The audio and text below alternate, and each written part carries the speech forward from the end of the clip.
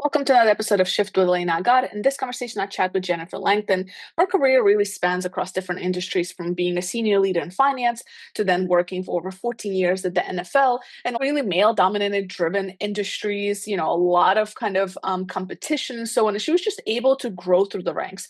And so we talk about that. We talk about, where does she drive or has her drive from. We talk about her previous experience in sports and how that really created and built that character to be on this mode of just like achievement, right? I think you'll find this conversation interesting if you're interested in career change and how do you grow through the ranks at some of the powerhouses of companies today. So check it out. As always, please share, subscribe, like, and come back for more. Jennifer, welcome to the Shift Podcast. Thank you so much for having me. It is a pleasure to be here with you today. It is really my honor. You have such a fantastic career, and I really just one as a professional, as a woman, as somebody who considers herself ambition. When I look at your career, I'm like, it's a dream, really. Like the things you've done, the things you've accomplished, and I'm really excited for my audience to learn through your experience here today. So take me back through that career journey across industries, 14 years at the NFL, to a CFO of a gaming company, to then leading innovation at AWS. Where do you start? Let's just take me back to like college days. Where did you start? What has, started your journey? Yeah, no, I appreciate it. So my career started, and we can talk about sports and the value of sports in creating the leader that I am today. The principles that I learned from sports and how I forged that on those playing fields is very much the values and who I am, I believe, which made me a strong leader. Whether that's the discipline, whether that's the courage, the curiosity to lead others, but lead oneself. I do think that the foundation of who I am and my leadership did come from the youth, and we can poke there. Yeah. But starting my career on the journey that you just referred to, I started my career in finance, but doing emerging technologies. Mm. And so that was doing big financial implementations for like a Viacom, Atari, you mentioned, doing a financial implementation at Atari where they never had a consolidation. And so I created their first product P&L so you could see if a SKU, being a game, right, was profitable or not. And what it showed me, there's so many lessons for which I learned earlier in my career by taking on these really big, complex challenges that were technology infused with restructure. However, one key element that was always consistent is regardless of the technology and the restructure, it's always how you authentically connect with people, right? They either Mm. have to trust the technology or the data for that matter, for which I had presented to the board of directors for Atari. The data was not very promising, but it was the hard truth. And how I had the data support my message to them to ask for restructure was a whole learnings and growth, and I'll allow you to double click there, Hmm. but a whole learnings and growth for me on how to present backed with data, how to get that conviction. But if you don't authentically connect with them and then have data to support it, that's growth. So I learned that at a very young age in my career. Believe it or not, when I had taken the data supporting at Atari and presented it to the board, I was also worried about my own professional reputation because what if they disagreed? What if they didn't see the hard truths? Right? I was coming in finance. They knew the business much better than I did at that time. But thank gosh, the data was, not to be disputed. We did restructure that company. We delisted, Elena. We delisted, restructured the company, returned it to profitability, and I was named North American CFO you know, Mm. at a young age. And so these really early lessons, especially as a female in male dominant environments, Mm. um, gave me more confidence. Gave me more confidence. I don't always have the answers, but if you build a team, people trust you and you have authentic connections, you align yourself and others for success. Mm. So then I had decided at Atari that like there was so many different, because I was young, there were so many different gaps of knowledge that I felt like I really wanted to pursue. So I had gone back to business school. And when I was just applying for business schools, I hadn't gone back yet, the opportunity came open at the NFL. And the opportunity came open very similar to what I had done at Atari, was doing a financial implementation and restructuring their gaming and licensing business. The NFL was looking for somebody to come in finance to help them to restructure their apparel strategy. So as I entered in finance, I used the same insights and the knowledge. You start to build your use cases when you're in business Mm-hmm. that gives you your own confidence, but could really help other organizations and other leaders for that matter. So when I started at the NFL, it was interesting. They were going to send out an apparel strategy being like, proposal process that was thick in paper. And I said, well, at Viacom, I built the first SharePoint portal Microsoft product for the executives to look at their metrics. At Atari, I'd done a big implementation showing what data could do, pretty much more real time so that you can intervene with business decisions quicker. And now we're going to send out a book like this, The Powerhouse of the NFL. I went in, but I had the confidence with those use cases to say, if we send it out as such, it's going to take me and my new team, right? Weeks, if not months, just to consolidate. You have Nike, you have New Era, you have all of these. And I was, my eyes were so big and open because the bigness of the brand and the power of the brand. But it was like here, I was like, wow, all of that stress and pressure is going to be on me. What if we automate this process? So at Viacom, I built a SharePoint portal. What if I build a SharePoint portal product? But I said, with my experience, but what if we do it? It's not I. What if we, with Mm-hmm.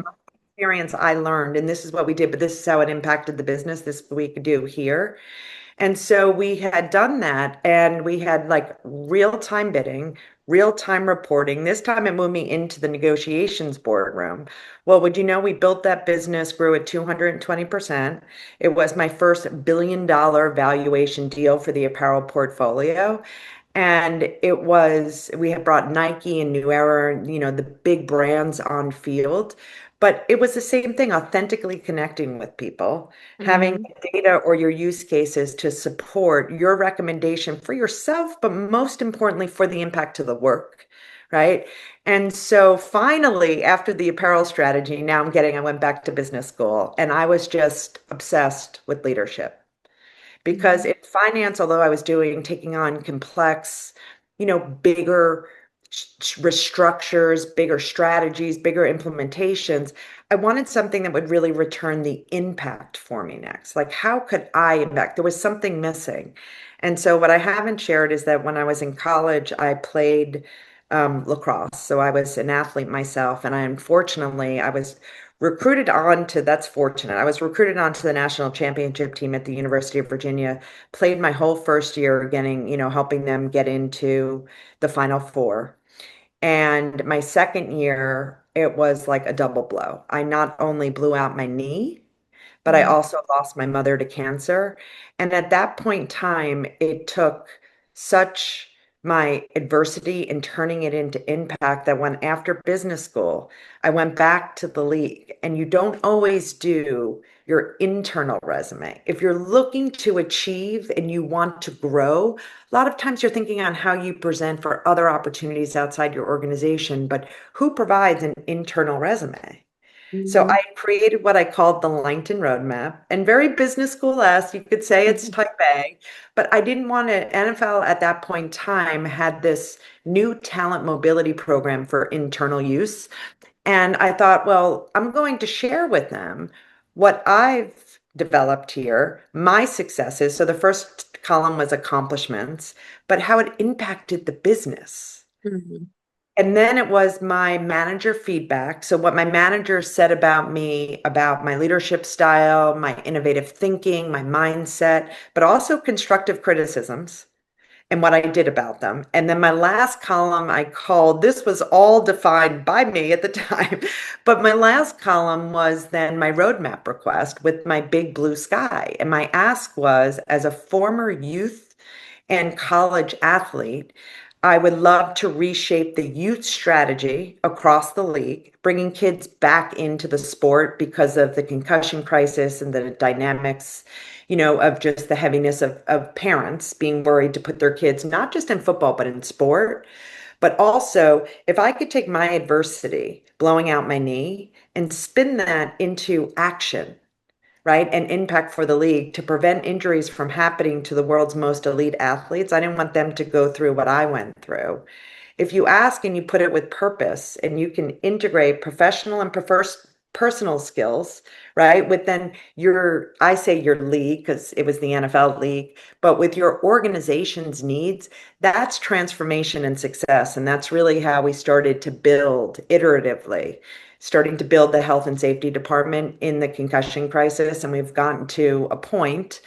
I've now moved on to do my own thing, but we really had gotten to a point at the league where we are giving head impact information to each one of the clubs so they can better manage their athletes, removing the risks where needed. It was data. It was data extracted from video, a fancy technology called computer vision if people don't know it. But with more data and more insights, like I had done the other companies, the more intelligent you make people to make better decisions and manage athletes with better care. And so last year, the NFL reported that concussions hit historic lows. And the technology that we created, and you can tap into this again, was called the digital athlete. And the digital athlete was named the best technology in human performance by Sports Business Journal. And so to me, it's very much emerging technologies, getting as much Mm. data and insight.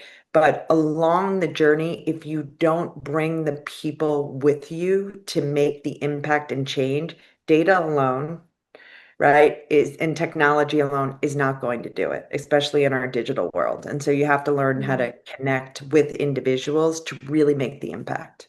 Mm. I want to pause here for people who just listen to your story, and for anybody who is, looking for the most practical career advice. What you just said, when you just pointed out the columns and you just created, which is so type A, but I love it. Like that's something I would like. I love it. I think such a great strategy to ask for what you want, to present yourself, to do all this. So anybody who's listening to this, because I have a lot of people who are coming to this podcast a lot for career advice and career development, like just rewind a little bit and listen to it again, because I think that's the most, I mean, I'm going to clip it. I think that is a brilliant advice, and I think the way you did it, like, I mean, again, you were just probably just being you, but I thought it was just brilliant. But so first of all, fantastic. Just the what you were able to do through adversity and all that. Let's dive a little bit deeper. I'm just curious, pure curiosity. What did you study in college that So I gave you was the skills? Yeah. No, I was a double major. I was sociology and I did have accounting, unfortunately, and my story is always unique. But at University of Virginia, you can apply to the Commerce School, which is the undergrad business school. But Mm-hmm. having blown out my knee and lost my mom in my second year, I had to drop out of some courses. So I continued with sociology and I had done a study in accounting because they would allow me to take the business realm of courses. So it Mm-hmm. wasn't necessarily what my traditional trajectory that I had envisioned was. But Yeah. then that's why I really wanted to go back to business school. And business Yeah. school was much more unencumbered. It's just, free, where I had the curiosity because I do feel like my education and a lot of my life and personal experiences were, and this is being understated, but were really stressed when I was in college. Mm-hmm. And so at a different point in my life, that's why I went back to school to complete not only the gaps in knowledge, but to really have that educational opportunity I wanted at UVA. And I Mm. still had a wonderful experience, but your course, it's not Yeah. always correct, and you have to navigate as such. Yeah. No, and that's why I asked the question. I think it's because oftentimes we try to have this like one way, like this, we're going to study this, we're going to do this. And I think that it's interesting to see how life kind of unfolds, and it's what you make of it ultimately.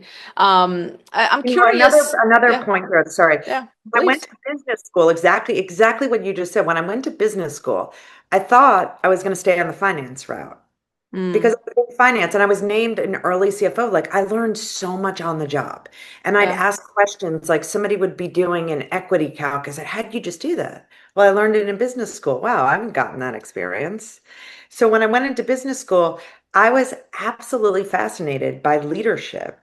because Mhm. it was my curiosity, different ways of thinking, different perspectives. Like they give you these case studies and how to bring people along, but in an abstract world, an abstract nature where you're figuring things out.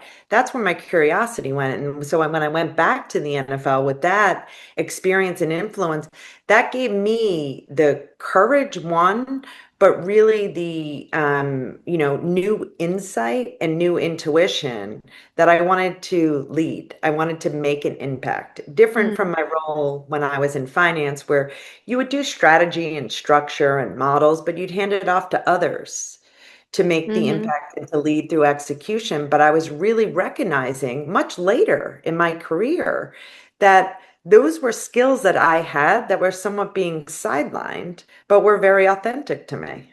Mm. Yeah. And I Where do think I you navigated that. Yeah, and I think about leadership quite a bit, just simply because the work that I'm in and so on. And my bias is, I guess, I talk to a lot of leaders, obviously, in this podcast, and people who start businesses or have done amazing impact at different large organizations and so on. And what I often see is that having some kind of background, either A, being an athlete or sports, or in the military, typically translates very well in a corporate world. So I want to talk a little bit about that. Like, how do you feel? One, what inspired you to go into sports, right? Like, it's not like, I mean, a lot of people have access to it, not everybody goes, and you didn't just go to it, like you were successful in that, right? Until you blew out your knee and life happened. But you went, you had a successful career in sports. So how do you think sports and what you learned and the character you developed has prepared you, or at least a little bit cushioned your experience in the corporate world, especially in a very male-dominant industry? No, I do think, and I so appreciate the question and your passion in it too. But I think that the skills, the values, the discipline, the foundation for what you learn in sport very much forges your way and creates these principles when you can start to apply that in work situations, right? Mm, So if you're in your huddle, you have to authentically connect with those people. You have to understand who can do what and how, what mm, their strengths are, what maybe some of their weaknesses are. Because when you're out on the field, if you don't authentically connect and understand, how are you connecting with them on the field, building trust for then scoring and growth? And so it is the same, like without authentically connecting and knowing who your teammates and your players and your coaches are, how are you going to trust one another when you have to convert, when you have to score, when you have to win, when you have to grow to make an impact? mm, And so for me, it was very much I was always the point guard in basketball, the center forward, taking the draw in lacrosse and leading the team. It was like I was championing then the disciplines around me and connecting with the strengths and weaknesses so that we could build as a team. But you do that, and I share a lot of this in my talks by authentically connecting, by mm-hmm, understanding others, what their strengths and their weaknesses are. And when you can do that, you build a trust where you can operate together as a team. But mm, without connecting and understanding people's strengths and weaknesses, how are you going to build the trust to grow? And mm-hmm, so that was the foundation. I do think that in my career, being a CFO and really understanding financial structure, the discipline, the governance, and the practice of business also very much helped me. And so you get to points, here, we're going to predict injuries for the NFL. And I did the collaboration with AWS to create this digital athlete. Never been done before, was our first cloud experience. I had to leverage all of those experts around me that had subject matter expertise that were different from mine. mm-hmm, But it really was the same practicum or the same playbook. If you connect and better understand their disciplines, their strengths and their weaknesses, you build a team of trust to solve for. It was truthfully speaking the same thing. Finance, when you have this big either initiative, goals, plans, sales goals. If you don't have checkpoints where you understand people's strengths and weaknesses, the business strengths and weaknesses, and form and bring them together for then how you can grow and how you can execute, what's your checkpoint? But in finance, you always did that. It was like my health check. Every quarter you do your financials and you reset your strategy. That was like the cleaning, where you could say, okay, we're off track here, but you had to connect with the head of sales, the head of marketing. You had to connect with all of the different disciplines that were not necessarily your discipline, but to make Mm, sure you understood what their needs, what their concerns are to really form and drive the group. So I mm, do think, and you can hear the parallels, I do think that the foundation of playing sport in authentically connecting, building trust to a team to be able to grow is what I learned in sport, but then what I fine-tuned and developed as a CFO, understanding discipline and governance that then I could apply mm, to predicting injury. I'm not a scientist. I'm not a biomechanical engineer. I'm not a doctor. But here I was at the NFL, the benefit of having the world-renowned experts around me. There's a lot of answers I didn't know that they knew. But if I could mm, authentically connect, have passion to the mission, they trusted me. And then they would trust one another. And I can also ask questions that were perhaps they weren't asking of each other because they were world renowned. mm, Right. And so here it's taking my differences in that regard and building a team in the same way I did on the field, same way I did in the early experiences. So take what you're good at and what you know and let that drive it. Differences can be your greatest strengths. And that's what I feel like I have been able to fine tune, but within different organizations, but then within different cultures and strategies. mm. When you talk about connecting, I think it's so spot on in the sense that it's all about relationships at the end of the day. And I think that a lot of people today struggle to build those relationships. So like because there's I always say like there's an art to relationship building. What are some things that you can recommend to people who are listening to this and say, okay, maybe somebody is on a cusp of becoming that leader and saying, I get the idea of connecting, but what does that actually look like in action with, because I think there's a lot of fear of like overstepping or stepping on somebody's toes, right? And so on, or being taken seriously or being heard in the way that you need to be heard. Like, what are some tips that you can give around, like, how do you build those relationships and connect with those different stakeholders? Yeah. Well, again, it's like the stepping stones, exactly one of the experiences that I had done, I explained that at earlier. I know I sort of riffed through it, but when I was at Viacom and I did a financial implementation for the 39 broadcasting stations. Mhm. Microsoft had seen our success, and it used to take 2 weeks to close. Then we were down in days for your financial process and your operations. So I was then asked by Microsoft to deploy and implement their SharePoint portal product. I'm aging myself, dating myself, but it was the first website where you can have your key metrics. So I worked Mm, with at Viacom the CEO and the CFO to define for them what metrics they needed. And so mm, when I would meet with them to do the design, then it was like, okay, I had to understand their needs. I had to understand their concerns. I had to understand their behaviors, right? On when they came in the morning, it took no exaggeration, 2 weeks straight, 2 weeks, where I would go into each one of them and I would meet and say, okay, they do their hand calcs and we would test it and compare, right? mm, What the system was saying. They trust an individual before the technology. But their mm, trust came first in me, and I would tweak and share and the technology for them. And then they trusted in the technology themselves. But I do think to authentically connect, you do, which then builds that trust for growth. I do think that you have to understand people's needs and concerns.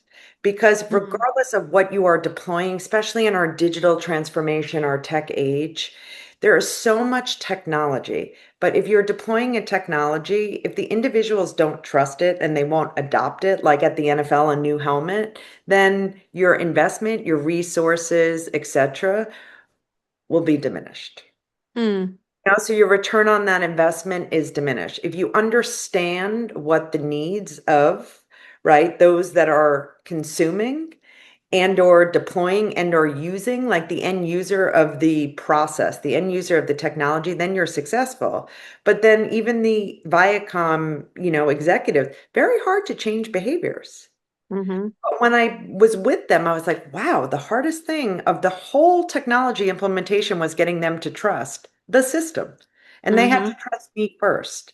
Authentically connecting, I never thought it would take that much time, but it was such a lesson for me, right? At Yeah. such a young age that it was like, wow, to really work, and I was junior, to really work, like they had to trust me, and it was iterative, but to trust the technology, their behaviors were hard to change, and that was authentically connecting with them. What are your concerns?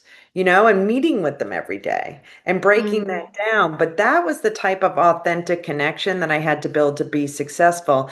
And that one learning really played it forward for me. And I can give you, other examples, but that was key Yeah. to my learning and my growth. Mm.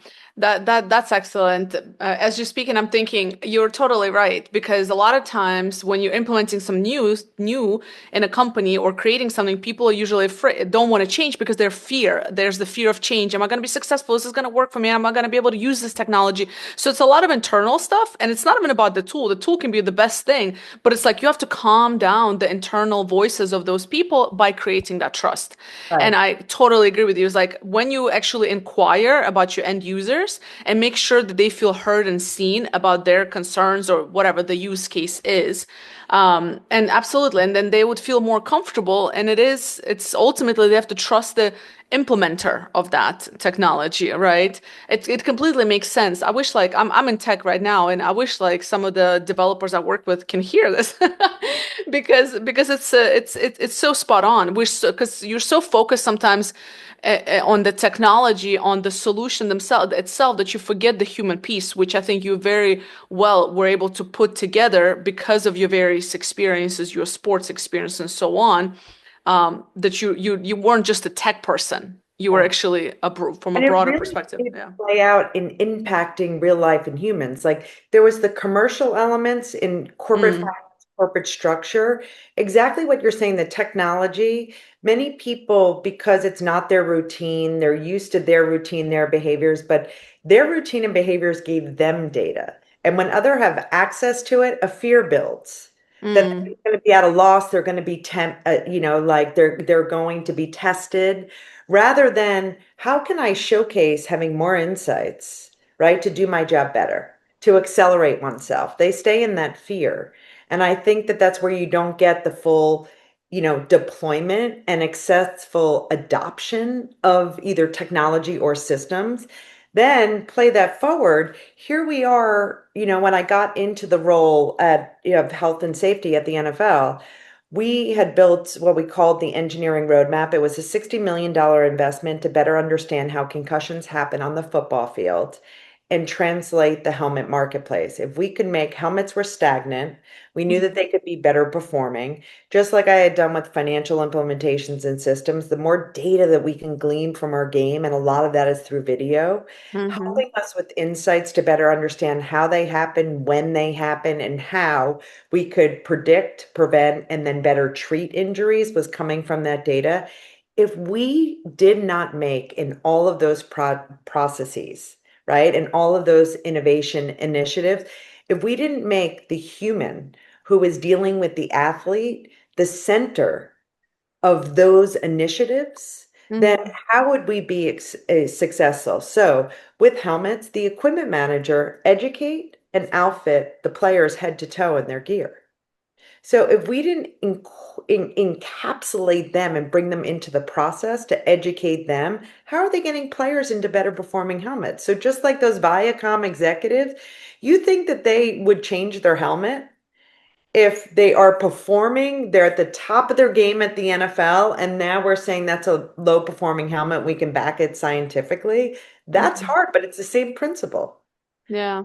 Connect, and we educated the equipment managers so they could better educate the players to get them into better adoption success. Mm-hmm. But that's how important that connection is. Then when we built the digital athlete, and I'm like overly simplifying, what we did was we were quantifying the player's movement and game. The more insight that we had through, really building out simulations of our game and the player, we could give that data to the teams so that Mm-hmm. they would have, we were calling them risk mitigation models, but the more data that we had to compare one running back across all running backs across the league, which they had never had before, the better insights they had to better manage their athletes. They were the best in Mm, class athlete management teams, but we had them test and iterate on those risk models so they saw the value in the application so that they would use it.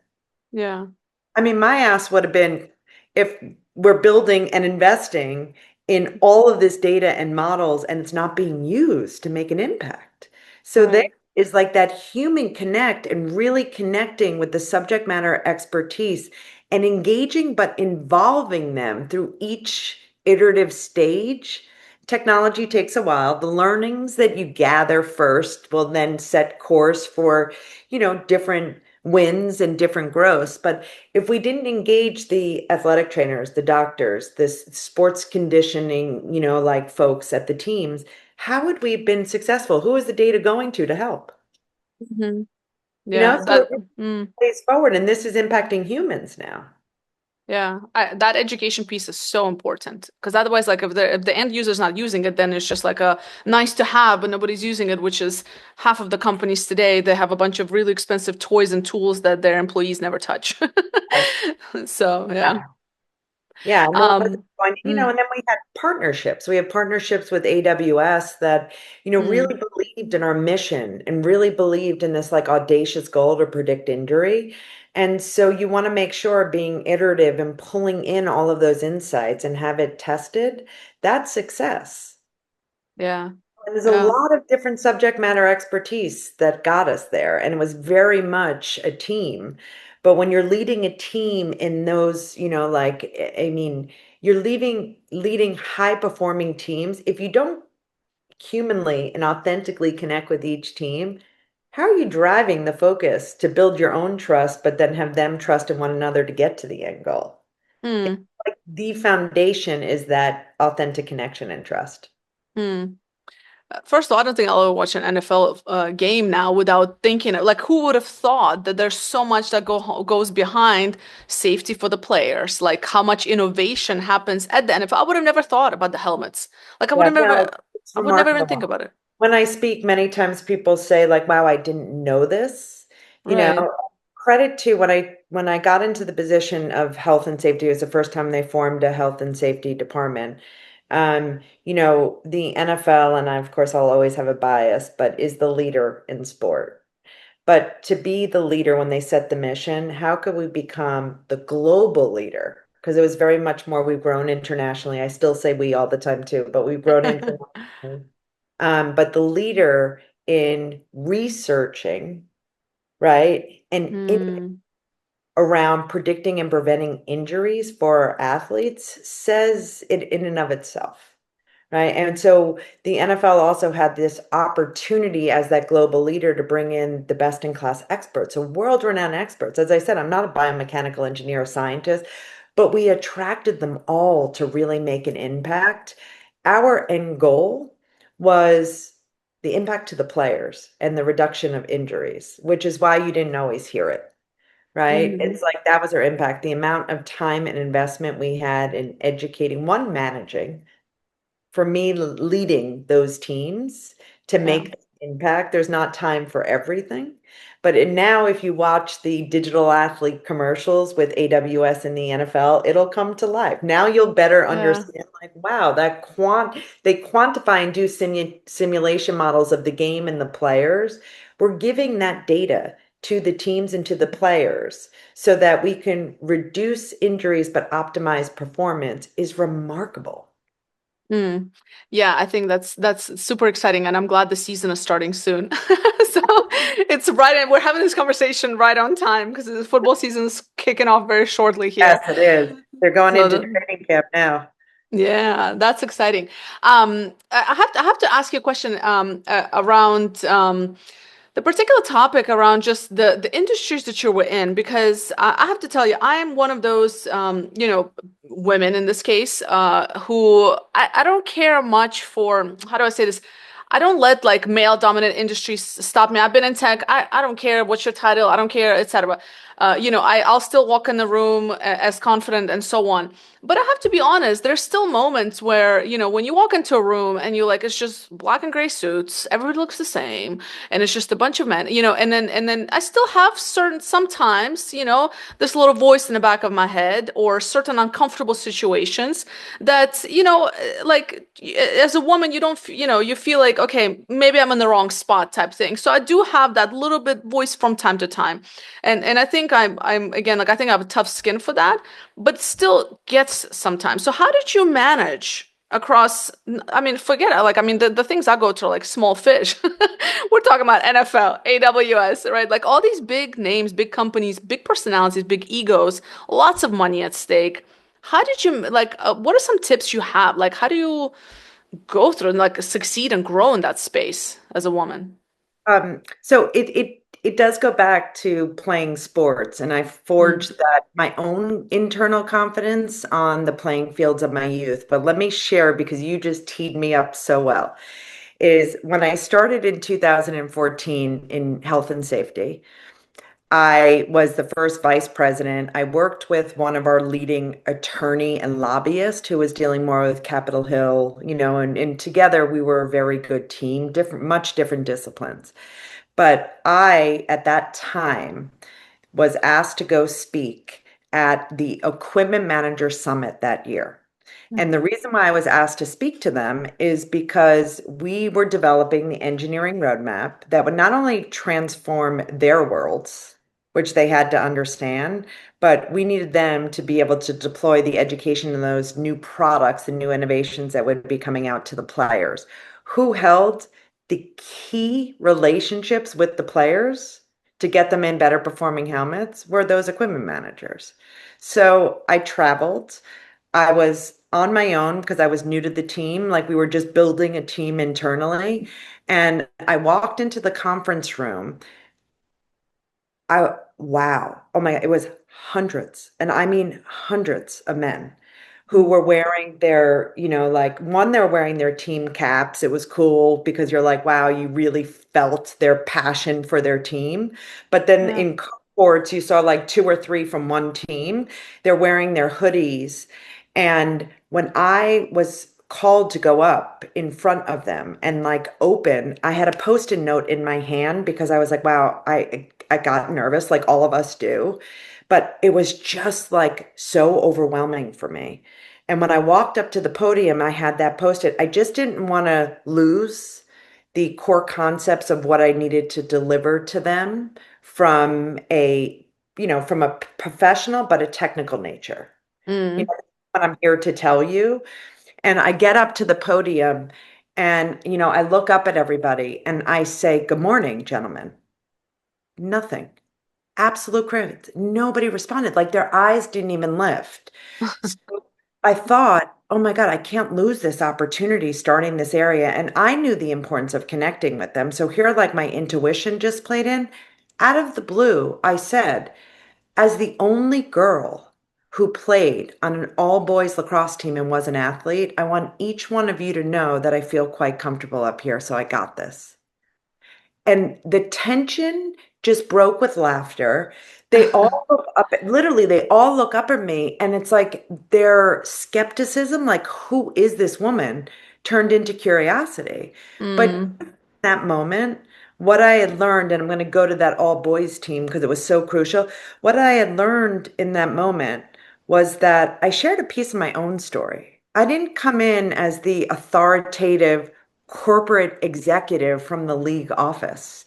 I Hmm. came in with a personal little note about myself to connect with them so that they weren't armed and they weren't like defensive embracing themselves. And a little bit of humor helps too, Yeah. right? So going back to that youth team, my dad, here's another story for you. My dad, when I was 13 years old, and I still so vividly remember this experience. It's like the way that I really learned how to embrace breaking barriers.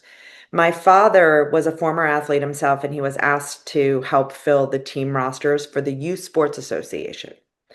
And in the 1 year that they needed this age group, right, to be developed, that age was my year. And so my dad was standing in our kitchen holding up an incomplete roster to my mother with one line empty on it, trying to convince my mom that the team needed one more player from my age group, that was me, to join the all boys team. And so with Convict, my mom, of course, first says, absolutely not. She will get hurt. But my dad had confidence in me. But I don't think any of us, being my parents, myself, really knew at that point. It's always in hindsight. It wasn't about me joining a team. It was really about me defining who I was. And when I started, at first, I tried to fit in. I mean, here I was, 13 years old, this blonde ponytail, I'd tuck it in. And then it was like, I just wanted to be like the others so I wouldn't get hit harder. And then that, of course, hit where I was hit so hard one game. It was one of our first games. And I started to build my own confidence on the field, recognizing I was getting all the ground balls. I was assisting and scoring. So when you built your own confidence, but that wasn't about my gender, it was about my Mhm. skills. Yeah. Right. And so I started to get that confidence in myself with always, I knew I had this fear. I'd mark my father's position in games. So I always knew where he was. He was like my strength. But I always said like the looming possibility of getting hit to me was like, I'll be quick. I'll just sneak away. Well, it happened. And when Mm. I was hit so hard. And this was my second memory. The ref comes running over to me. And when he comes running over, they're going to do their safety checks, remove your equipment, remove your jersey. And I'm thinking, in front of all of these boys? No Mhm. way. And so I said to the ref, do I have to? These are all boys. And I screamed, I'm a girl, so loud that one of the kids on the team came over to me and he said, wow, you were really hit hard. Are you okay? And I knew that then it was just this like moment for me that I'm going to show. I wore pink every day after, every time I took the field. So I was sharing my identity. I am a girl, Mhm. but I can play just as well as all of you. And Mhm. so it was a bit of a different story. I always call it in business strategic visibility. Some days you want your, like real strengths to show, and it doesn't matter what gender you are. Mhm. And so I do think that the early learnings, in fact, I know the early learnings that built my own confidence in me, but how to connect with others authentically is exactly what played forward. So when I was in the equipment manager room, I didn't start to go through a work plan, what they need to do, what I need to do. I started to connect authentically with them because I had to build their trust and get a team. Mhm. And so I do think that regardless of what room that you're in, and it's scary, I Mhm. mean, look, going into that room, I was like, wow, I still remember the goosebumps came, the post-it note was in my hand. We've all been there, Yeah. right? The dynamic was just much bigger and it felt so intense for me. But a little bit of your personal self, a little bit of authentic connection, you'd be surprised, and a little bit of sharing a little bit of your story Mhm. always will crack that tension. Just think about Mhm. what story it is. Like that came out of the blue, but it's really impactful. The other thing for women, which you did mention, is that finding our voice and finding that confidence can be a challenge. And what I always found extremely helpful, and again, it was a lesson that I learned in action, is I had hired somebody and she was tapped to come back to her former organization, and we weren't countering at the time. The way that I went in to position for her, my emotions were removed. It was factual. This is what she's provided. This is the benefit to the organization. It's the benefit to me because I've just changed her, like trained her in what I can do. I Mhm. didn't present for myself that way. We get a little choked up. It is. It's naturally harder for women to speak for yourself. Yeah. But I said to myself, why can the way I pitched and presented and positioned for Ariana, why can't I do that for myself? Mhm. So it's always, and when I coach and when I speak, it's try it on somebody else and start to build those skills and that skill set. See how that feels. You can do it for yourself. Mm. You can ask. Many times it's just supported by data, supported by positioning that's going to return for the business as well. It's not the I, it's the we. But Mm-hmm. it's like there are little tricks that and trainings that you can do to really start to unlock your own self and the power of being authentic to oneself and then authentic to others. Those are such great stories. I mean, a little goosebumps when you were talking about when your dad was there with the board and you were 13, and I'm just sitting there thinking, I'm like, what if he didn't? Like, I went through like, I went through this whole scenario like in a millisecond where I was like, what if he didn't? Like, if that decision from both of your parents and from you, obviously as well, the willingness to participate probably prepared you for all these roles like that one decision. Do you know what I mean? Like, I mean, maybe I'm simplifying it, but that's how like You're not, yeah. and how did that story come up? Like, how did those vivid memories come up? This, what I thought was very uncanny. I left the NFL after 15 years because I really wanted to make, and I know you share this story, like, I really wanted to make an impact to individuals and to organizations with all my learnings, with all my leadership skills that I've generated and learned. It's how to have individuals embrace innovation, well, and especially in this digital, like, inspire change because people are scared of it, right? And really drive growth, drive inspiration and growth and impact. And at this time that I was working on a few talks, I did the commencement speech for my business school and another talk. I was named in the Hall of Fame, follow me here, for the Youth Association on Long Island in my hometown. And I had to write for that youth association my acceptance speech. And in my acceptance speech, those two memories came out in the kitchen and taking the field so vividly that if not asked, don't know if I would have just generated, like those stories. But when I was Mm-hmm. writing the acceptance speech, I was like, that is so much of an anchor of my story and what defined me. Unbeknownst to them, I only played 1 year within that youth association, which was on the boys' team, and how Yeah. fundamental that was to me. Yeah. And so it is. And everybody has experiences that if you really think about it, or you're like forced to engage, and Mm-hmm. then depending on what age you are going back in history, you don't always remember things. But it can be very powerful on connecting back what makes you tick and how you share that to play forward. And that can Mm-hmm. build so much of your passion for transformation, which is exactly what it did for me. Yeah, that's so powerful. And I think just yeah, I think everybody can just reflect back on some of those pivotal moments. And if anything, it just teaches you to like be open and be, you know what I mean? Like things can come from, I mean, you probably didn't plan to play on an all boys lacrosse team, you know what I'm saying? So I think just being open to opportunities is so solid. And the other part you mentioned around, in the workspace, at the end of the day, like just add value, like impact. That's objective. Like as long as you objectively can present, here's what I've done. And one of my best friends does a really good job with me. I can be objective. It takes a lot more work. It took a lot of work for me to now be this person that I am, and how I show up and stuff like that. But my best friend just always tells me she goes through like facts. Whenever I doubt myself, she's like fact, fact, fact. And that's exactly that. Like I think and even My going best back friend to does it for me all the time too. She yeah. is like my greatest source of strength when you're feeling down. But Yeah. it's just like that's a good friend. It's a Hmm. good coach. It's like, but it's factual. Yeah, you got to just focus on facts. Yeah. I love that. No, it's so brilliant. Really, like when you were speaking, I was like goosebumps. Like still have goosebumps. It's But the it's best very story of all of yeah. that, here I am building and I share this in many of my talks. So I don't like, here I am building my own confidence. Mm, And I took a hold and I was so proud of then my identity being a girl. mm, And I could see how the guys were seeing me, but treating me differently because I wasn't trying to be like them. There are hmm. many times women go into offices and they feel like they need to act and perform like the men. No, be yourself.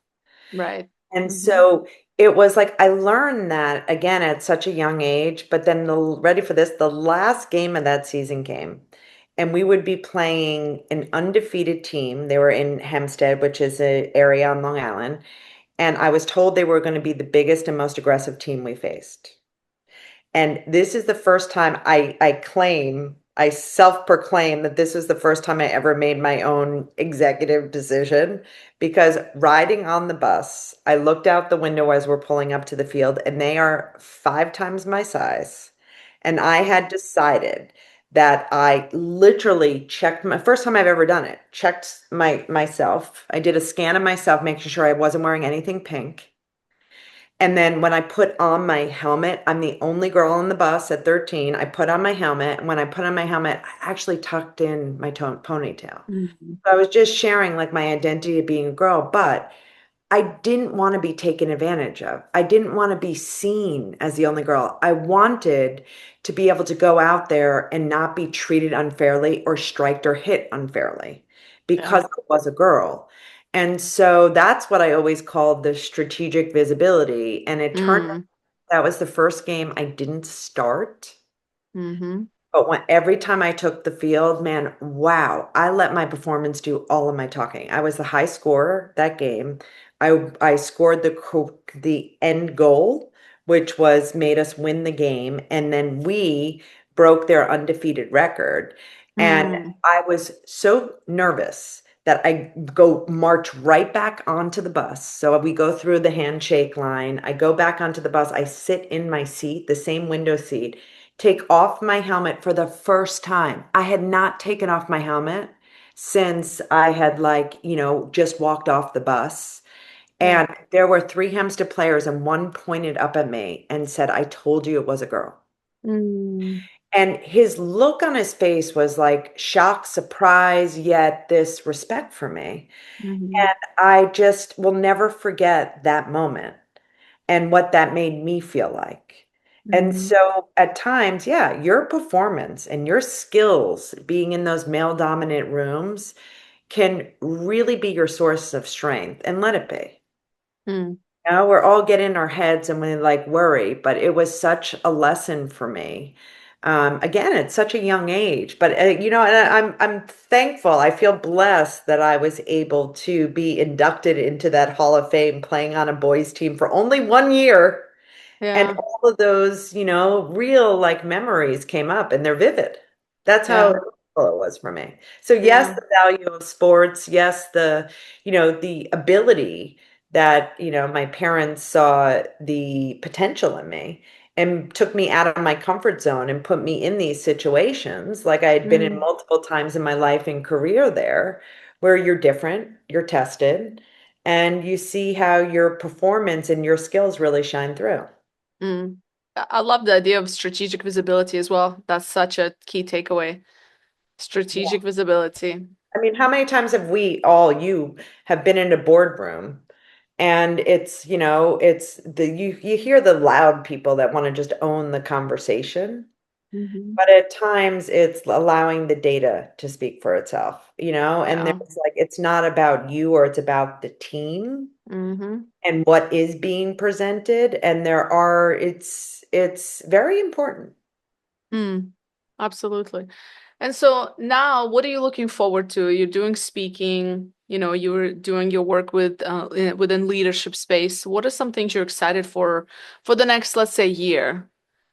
So, no, I appreciate that. I do really enjoy, I mean, my sports career. I really enjoy being on stage and making an impact, but even like more so than being on stage, it's like the different what resonates with individuals, whether it's a room filled with women or, business executives at a conference room or out at, an offsite or retreat, is so vastly different that the growth that I get and how I'm like satisfied is the impact that I can have with them. So for instance, presenting to women, it was an Ignite conference, so women that are pioneering in healthcare.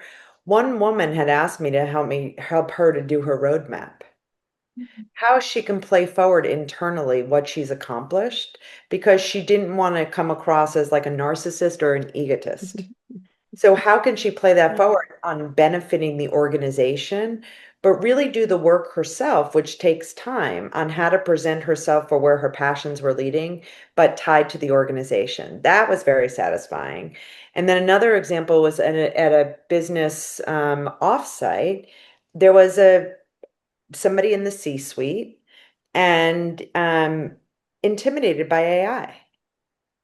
And AI is dominating, in so many different realms of business and management, etc.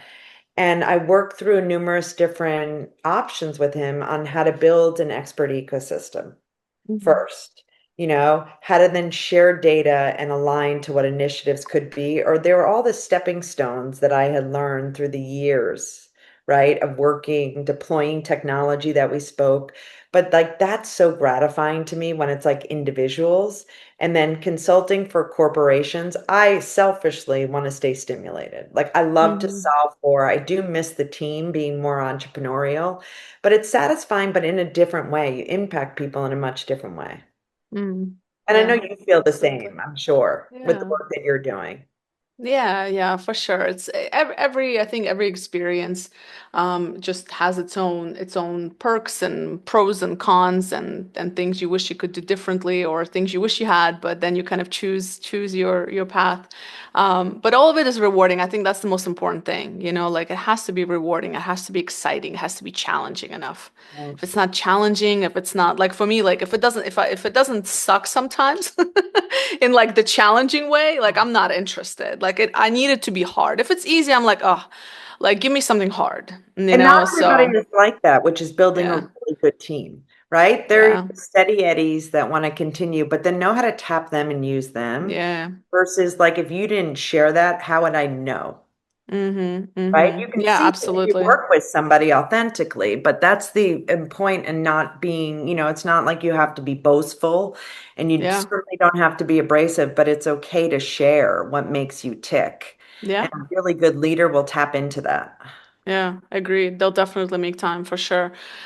Listen, this has been really, really. I mean, we went over time, and I could keep talking for next hour with you and go into dissecting every different experience that you've had. And I really think maybe we should do part two and talk some more about some of these areas. But I really appreciate you coming on the pod. I thought it was really practical. It was even for myself. Like, I mean, I've gained a lot from this conversation. I'm sure my audience did too.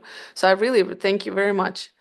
No, I love the use cases and making an impact for all the years that you put into it. It's that telling that the personal elements of it and really Mm-hmm. connecting with people. It's not always the business. I always say that, whether there's a subject matter expertise, there's such an overwhelming amount of innovation and intelligence. But if you can't do the human authentic connection, where is it going?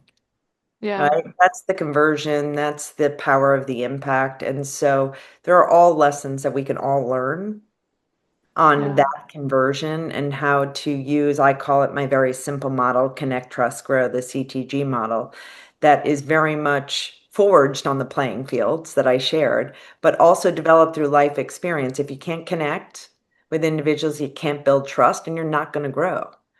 And I yeah, can take through like so many different scenarios of doing that. So that is the impact. And I kudos to you for what you're doing and sharing all the messages because that's how people learn and grow. absolutely. Thank you so much, Jennifer. Yes, thank you.